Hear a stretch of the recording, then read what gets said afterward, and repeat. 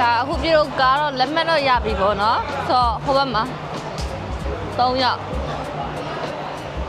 ဒီရနေတက်ရမယ်3ယောက်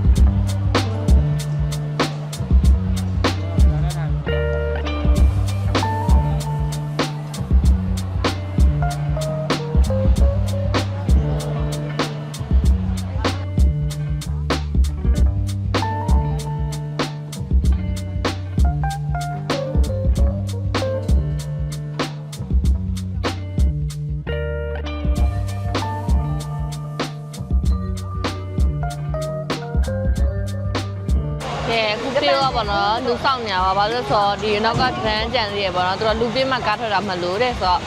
ပြေတော့ကားဆောင်လိုက်ပါဦးမယ်နောက်ပြီးတော့သူကခေါင်းထဲမှာဆိုရင်တော့9000ပေါ့နော်ဒီနောက်ခါမှာဆိုရင်တော့9000ပြီးတော့ဒီမှာတစ်ခုံ9ရောက်လာမသိဘူးပြေတော့ထိုင်ရတယ်ပေါ့နော်ဆိုတော့ဒီမှာလည်း3ယောက်ပဲရှိသေးတယ်ဆိုတော့နောက်ထပ်လူသေးရပေါ့နည်းနည်းဆောင်လိုက်ပါဦးမယ်